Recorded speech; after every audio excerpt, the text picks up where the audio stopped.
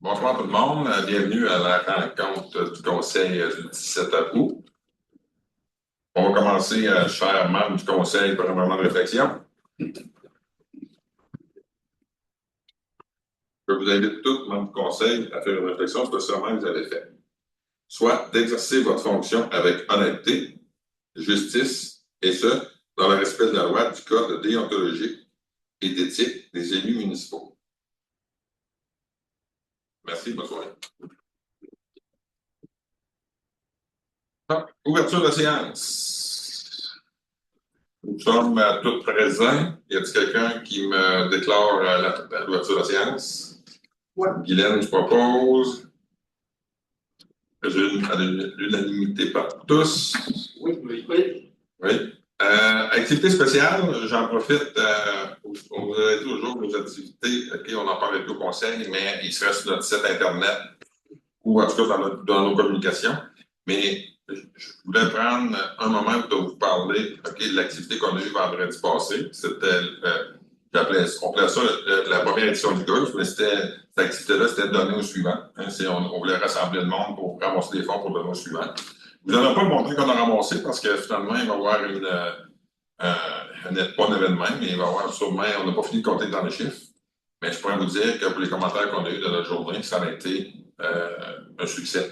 Okay? Certaines personnes nous parlaient que c'était rassembleur et les concitoyens trouvaient que c'était très intéressant de se retrouver entre eux. Ça faisait un peu plus de 20 ans que le tournoi de golf n'avait pas eu lieu. Et je parlerai de ce qui se passe pour l'activité du 22. Nous allons reconnaître nos bénévoles comme on en parle depuis quelques mois samedi après-midi.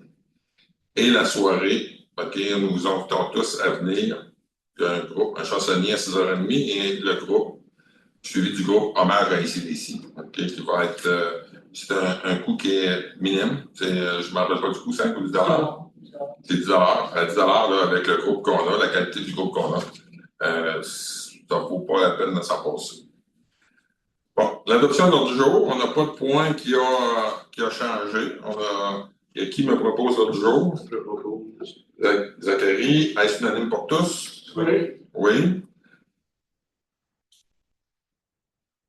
L'adoption des procès-verbaux. Notre dernière séance a eu lieu le 13 juillet. Vous l'avez tous lu. C'est c'est tout à vote conforme, oui. Qui me la propose? Je propose. Guylaine propose. Est-ce unanime pour tous? Oui. Oui. Correspondance, on avait eu de l'information qui nous était rentrée sur Destination Beauce. C'était l'infolettre, c'est la documentation qui rentre tous les mois. On n'avait pas nécessairement, on voit, mettons, dans les invitations qu'il y avait Village Relais, mais finalement, c'était juste un programme à venir, donc fait qu'on n'a pas de représentation à faire ce mois-ci. Nous sommes rendus au point 601. Dépôt d'une demande au programme Primo, volet 2, 2026, 4e rue Est jusqu'à la 22e avenue. On garde la résolution. Pourquoi? Le programme volet 2 est fermé. Il va peut-être ouvrir, mais pour être prêt pour si jamais, nous, on est prêts, et si jamais le programme rouvre, on sera prêt. Les résolutions seront passées, et finalement, notre dossier sera aussi monté. Qui me le propose? Moi. Mélanie, unanime pour tous. Oui. Et juste pour votre information, là, quand on parle de la 22e avenue, c'est la quincaillerie Gérard Fauché jusqu'à la 22e avenue. Et c'est un programme qui est subventionné. La grosse partie par le gouvernement, c'est pour ça qu'on dépose notre candidature. Le point 602, dépôt d'une demande du programme Primo volet 1. Ça, c'est la 17 et la 18e rue S. C'est tout ce territoire-là dans la Guadeloupe. Il n'y a pas de personnes qui ont des égouts qui sont privés, les aqueducs privés, avec des champs d'épuration, des fosses et des champs d'épuration. Tout ce système-là arrive en fin de vie. Et pour plusieurs, doivent refaire des infrastructures et finalement, ils ne peuvent même pas le faire sur le terrain parce que pour garder le terrain. Pour eux, on demande la subvention. Il n'y a aucun coût à la municipalité pour ça. tous les frais qui ne sont pas admissibles à la subvention seront payés, OK, par les résidents. Fait qu'il n'y a pas de... Nous, en collaboration avec eux, OK, nous faisons la demande, parce que c'est la municipalité, il faut qu'ils le fassent. C'est la municipalité qui va gérer l'infrastructure, qui va mandater les firmes.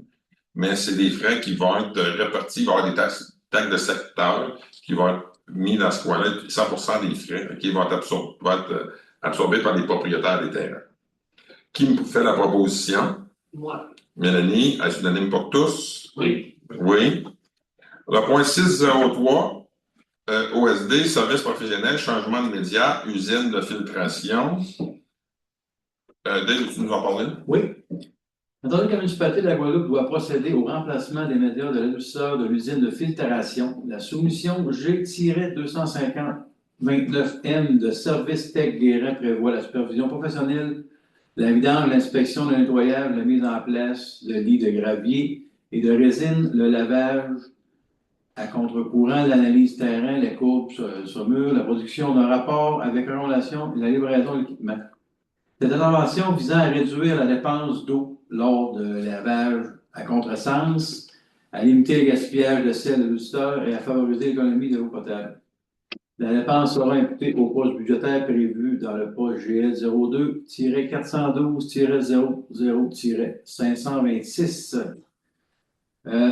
Il est proposé par moi-même et résolu d'octroyer le contrat de service professionnel de Service Tech Guérin pour la supervision et les travaux liés au changement de médias à l'usine de filtration selon la soumission déposée au montant de 9 110 taxes applicables, d'affecter la dépense prévue au poste budgétaire 02-412-00-526 et d'autoriser le maire et la direction générale à signer tout document requis pour donner effet à la présente résolution.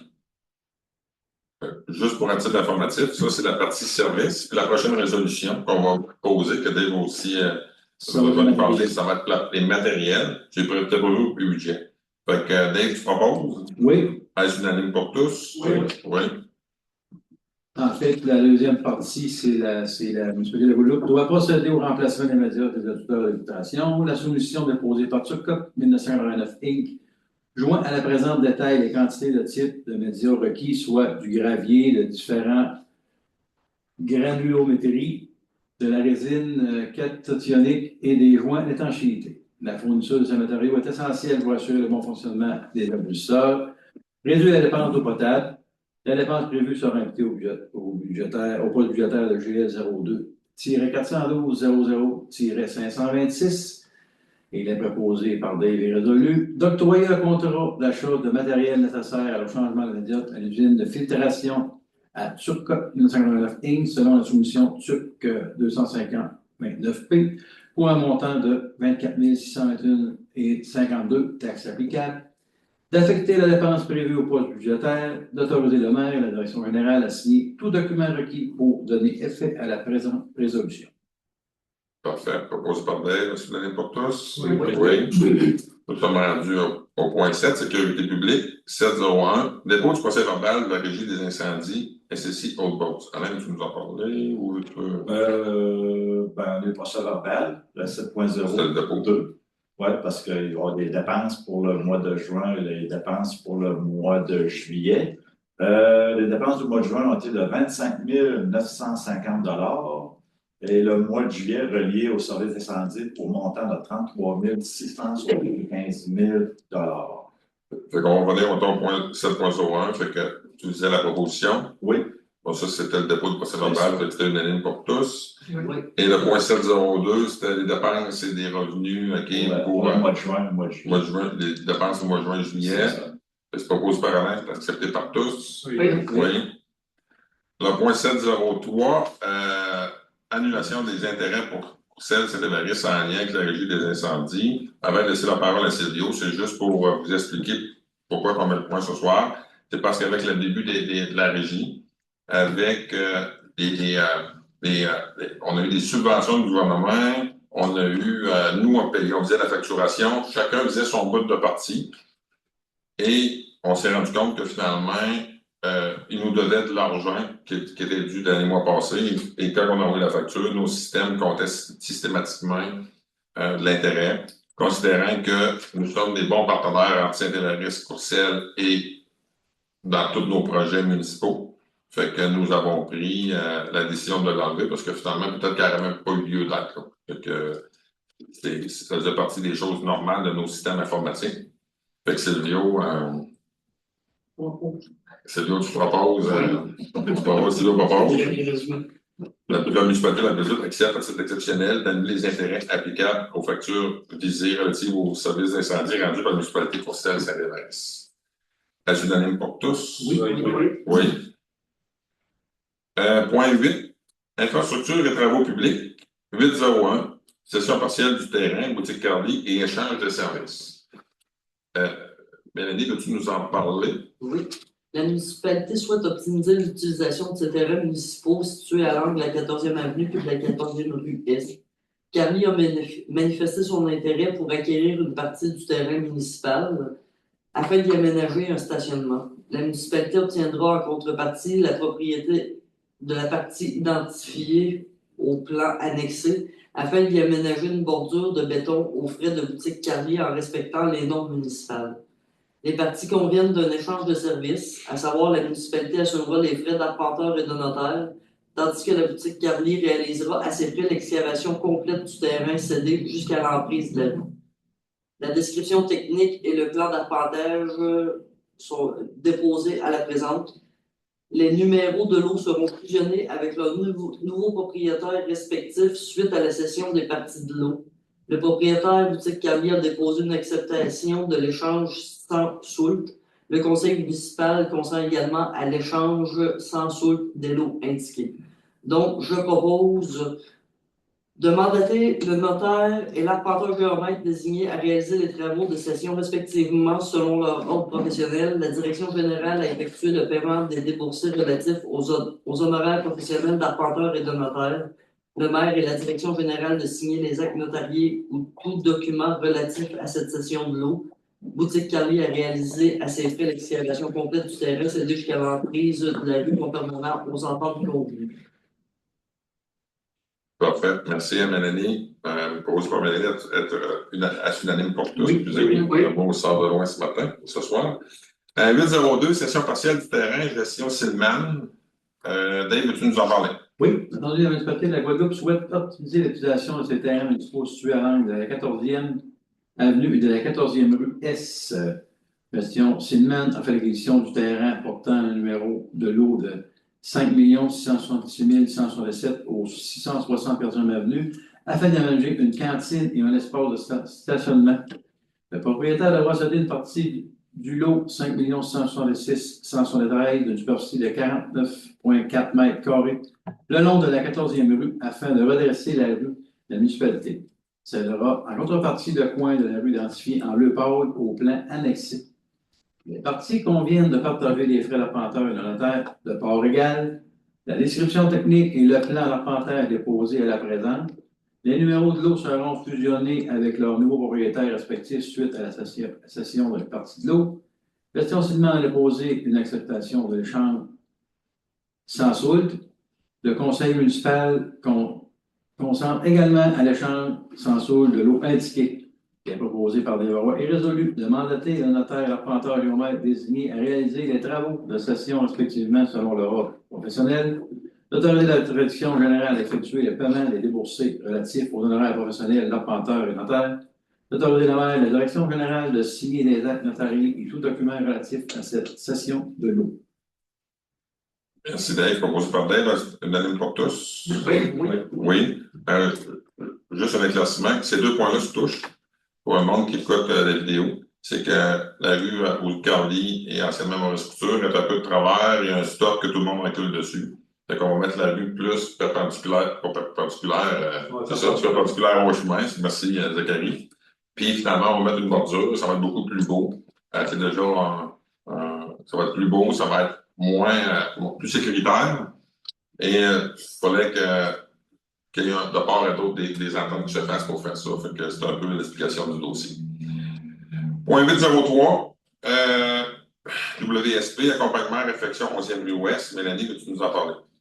La municipalité souhaite réaliser les étapes préparatoires en vue du projet de réfection de la 11e rue Ouest, incluant également la réfection de la 12e avenue et de la 13e avenue, entre la 11e rue Ouest et la 9e rue Ouest, pour une longueur totale d'environ 660 mètres. La firme WSP a déposé une offre de service professionnel datée du 20 juillet 2026 pour accompagner la municipalité dans la réalisation des relevés topographiques, la préparation d'une estimation préliminaire et la coordination d'un appel d'offres pour des études complémentaires. L'offre de service, la réalisation des études et préparation préliminaire sont admissibles à la TEC. Le montant forfaitaire proposé pour la réalisation de ce mandat est de 6 900 plus taxes. L'échéancier proposé prévoit l'octroi du mandat en août 2026 et la réalisation des travaux préparatoires entre août et septembre 2026. Je propose que le préambule fasse partie intégrante de la présente résolution. D'octroyer à la firme WSP le mandat d'assistance pour les étapes préparatoires du projet de réfection de la 11e rue Ouest selon les termes et conditions de l'offre de service datée du 20 juillet 2026, d'autoriser la dépense de 6 900 plus taxes, d'autoriser le maire et la direction générale à signer tous les documents requis pour donner effet à la présente résolution. Merci, Mélanie. Elle propose par Mélanie, est unanime pour tous? Oui. 804, autorisation de signature, protocole d'entente avec le ministère des Travaux sur la route 269. Guylaine, tu nous en parler? Donc, la municipalité souhaite procéder à des travaux concernant la 269. Ça devrait être réalisé en 2027. La réalisation de ces travaux, ça nécessite la conclusion d'un protocole d'entente avec le ministère concerné du gouvernement du Québec. Donc, le conseil municipal autorise la conclusion du protocole d'entente avec le ministère relativement aux travaux, que le maire et la direction générale soient autorisés à signer pour et au nom de la municipalité de la Guadeloupe le dit protocole d'entente ainsi que tout document nécessaire afin de donner plein effet à la présente résolution. C'est un document qui contient tous les coûts, les noms, tout ce qui doit être respecté. C'est ça parce que, juste pour vous rappeler, là, le ministère fait le service des eaux, pas des eaux, et de l'infrastructure de la route. Et nous, la municipalité, on est responsable de l'aqueduc. Puis tout ce qui s'appelle le dessous. Fait que finalement, oui, c'est subventionné, mais c'est en collaboration avec eux qu'on peut tout faire le projet ensemble. Proposé par Guylaine, à unanime pour tous? Oui. Loisirs et vie communautaire, 901. Résolution d'appui programme médecin de famille. Alain, tu nous en parlé? Oui, le souhait de l'Université du Québec d'implanter un nouveau programme de médecine familiale pour les régions. L'objectif de ce programme est de former des médecins de famille attirés par cette pratique.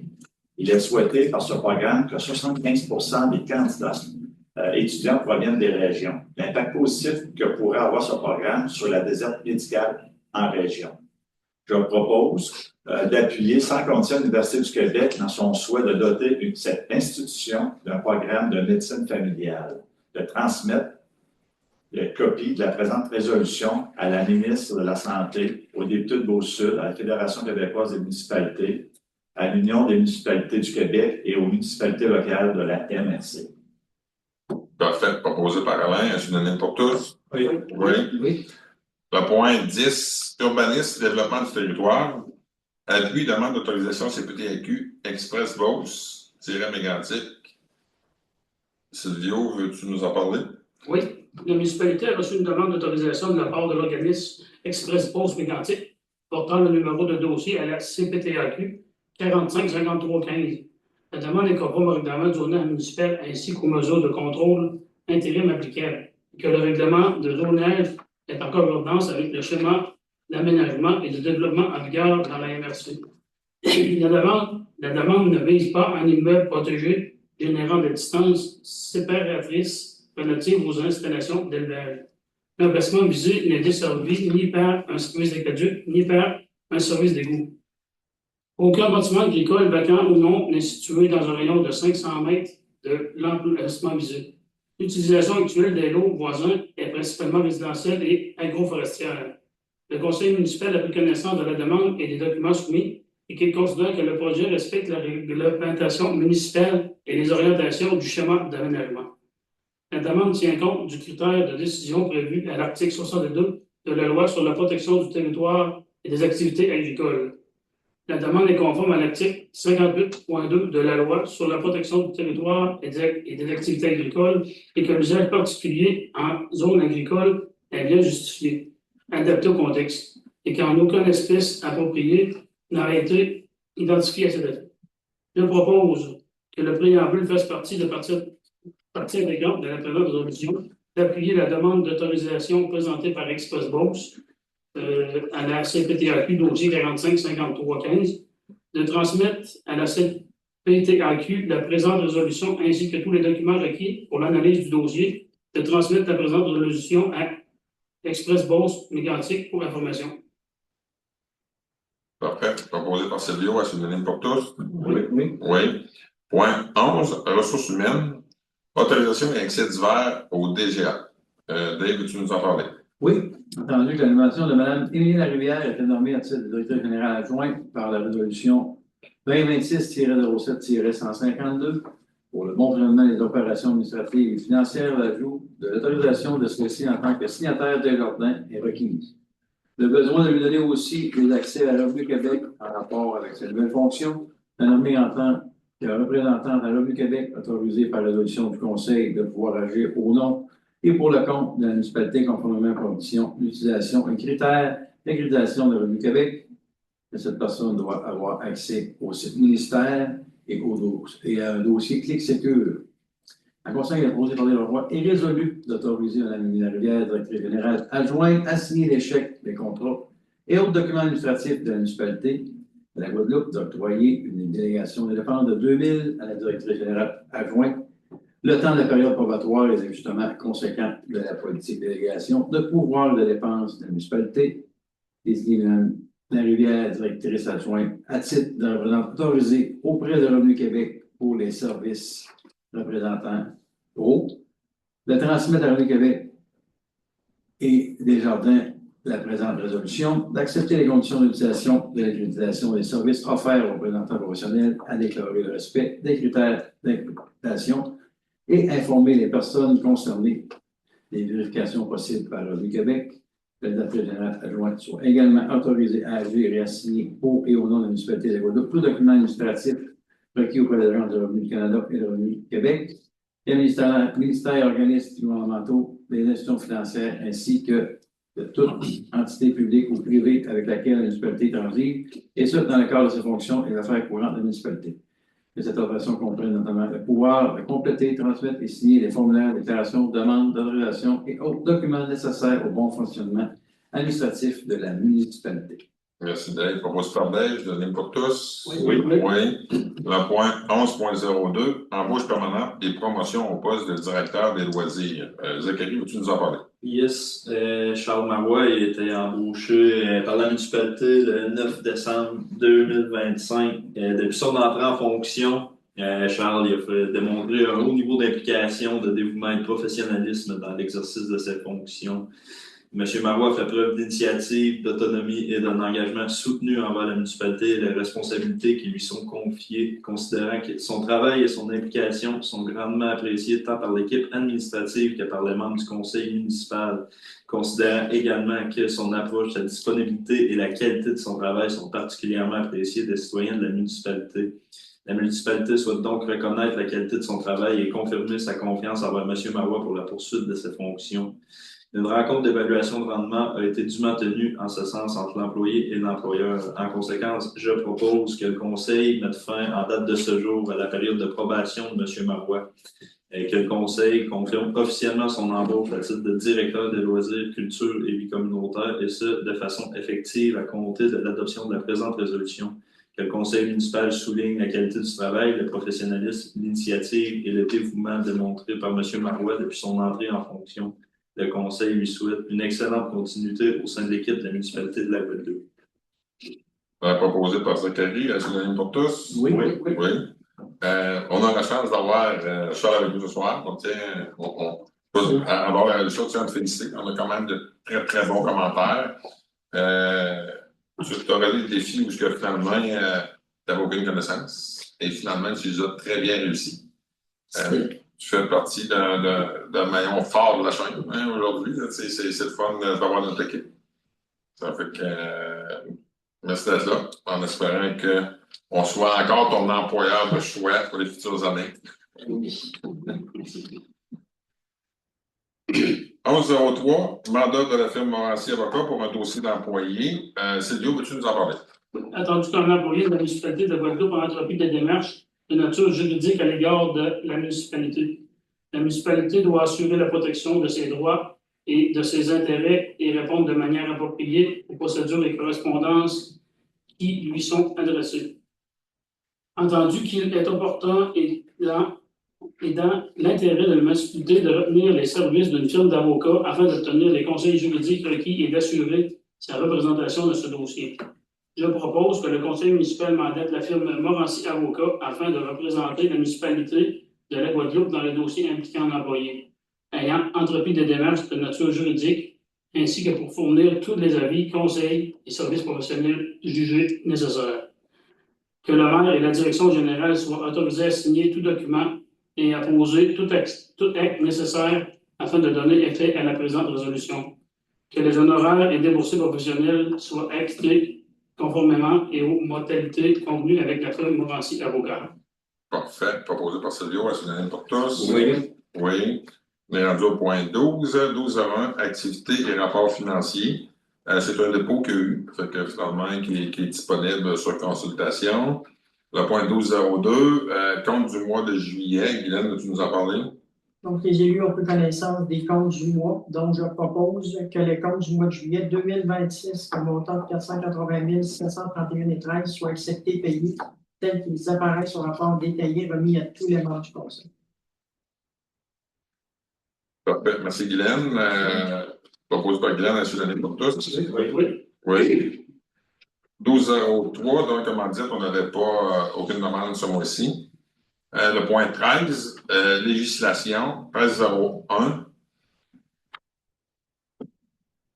Je ne me rappelle pas, mais Mélanie, veux-tu que j'en donne une certaine ligne ou tu étais correct? Ou, est-ce que Mélanie, veux-tu nous en parler? Puis si au pire, je ferai du renforcement sur quelque chose.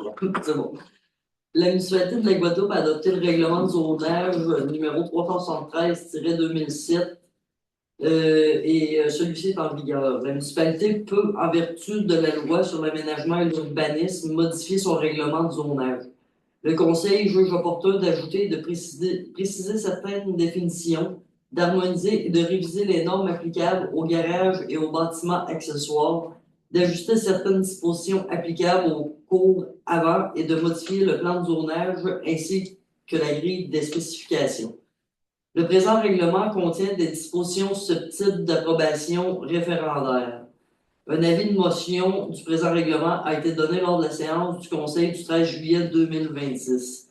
Donc, je propose d'adopter le premier projet de règlement 565-2026 intitulé « Règlement modifiant le règlement du zonage numéro 373-2007 et ses amendements, la tenue des étapes subséquentes prévues à la loi sur l'aménagement et l'urbanisme, incluant la consultation publique et la transmission du projet à la MRC de Beauce-Sartigan pour conformité le cas échéant. » Parfait. Merci, Mélanie. Est-ce unanime pour tous? Oui. C'est proposé par Mélanie. Fait que 13.02, adoption du deuxième projet de règlement, sentier véhicule hors route. Pour l'instant, c'est Guylaine qui veut nous en parler. Donc, il y a un premier projet de règlement plus une. Il y avait un projet de règlement, puis il y avait qui a été déposé à la réunion du 13 juillet, l'avis de motion également. Il y a une assemblée publique qui a été tenue le 10 août 2026. Aucune demande de modification n'a été déposée. Donc, je propose d'adopter le second projet de règlement 567-2026 intitulé Règlement modifiant le règlement de zonage 373-2007 afin de reclasser une partie de la zone R402 en zone L2001, loisirs pour permettre l'usage récréatif extensif, sentier de VRH. Le VHR. Parfait. Proposé par Guylaine, est-ce unanime pour tous? Oui. Le point 13.03, adoption du second projet de règlement 568-2026, plan d'urbanisme. Mélanie, veux-tu nous en parler? Oui, le Conseil municipal de la Guadeloupe peut modifier le plan d'urbanisme numéro 370-2007 conformément à la loi sur l'aménagement et l'urbanisme. Le Conseil juge opportun d'apporter certaines modifications à ce règlement afin d'inclure certaines parties de l'eau situées dans l'emprise ferroviaire dans le secteur situé entre la 17e avenue et le poste électrique d'Hydro-Québec à l'intérieur des limites d'une affectation de loisirs. L'avis de motion du présent règlement a été donné lors de la séance du Conseil du 13 juillet 2026. Le dit projet de règlement a fait l'objet d'une période de consultation du 14 juillet 2026 au 10 août 2026 inclusivement, suivie d'une assemblée publique de consultation tenue le 17 août 2026 à compter de 19h. Le présent projet de règlement ne contient pas de dispositions susceptibles d'approbation référendaire et n'a pas à être soumis à l'approbation des personnes habiles à voter.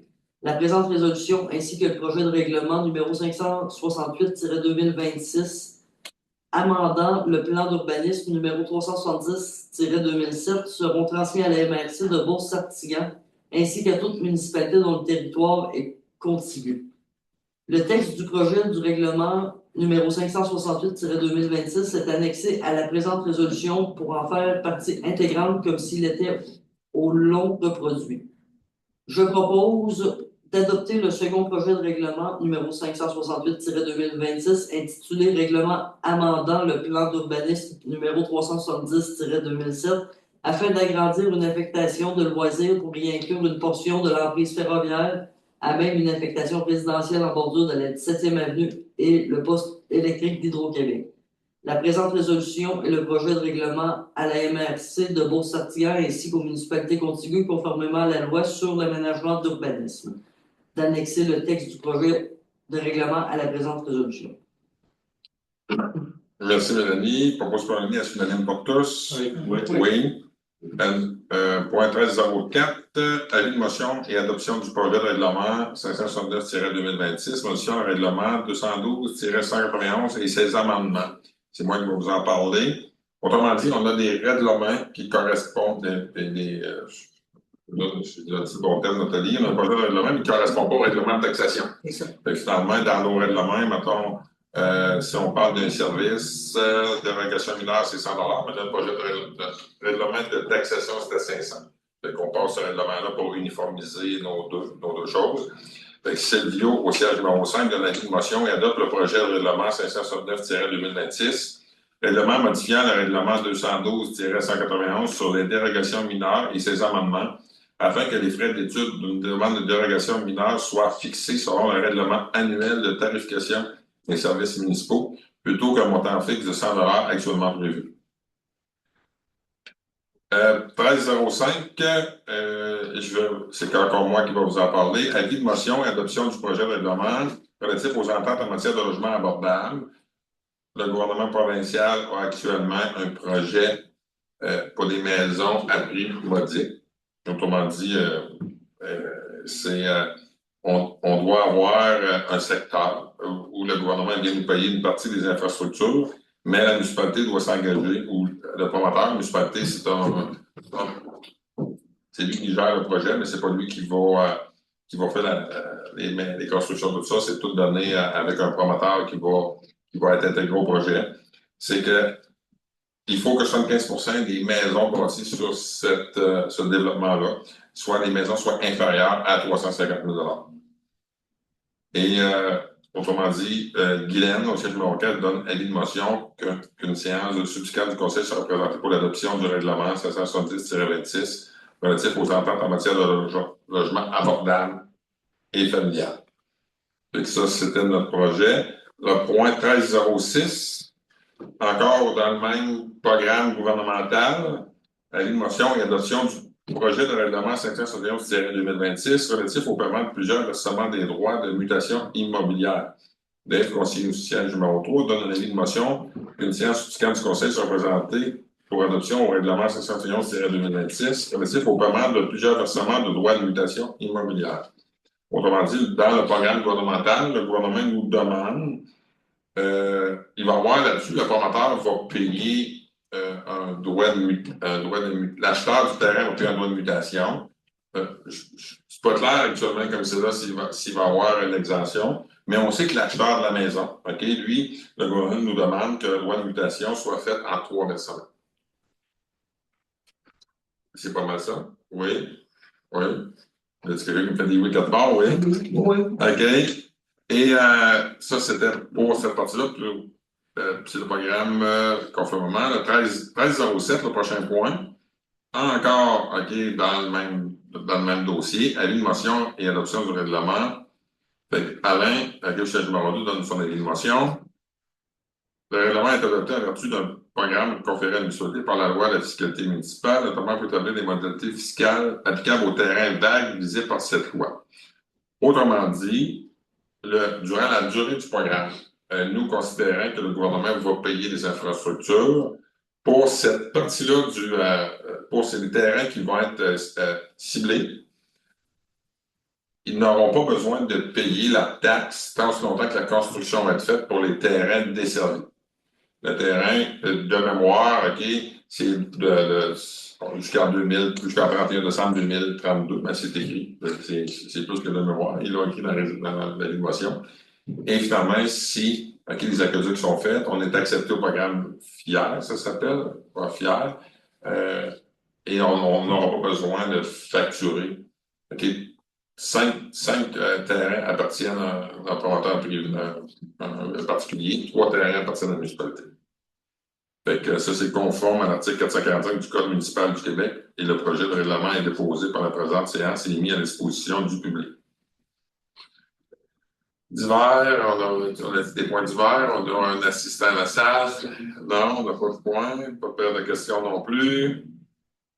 Qui nous propose, il est exactement comme un instant, il est 20h37, qui nous propose, Zachary propose l'enlever de l'Assemblée, est unanime pour tous? Oui. Oui. Merci.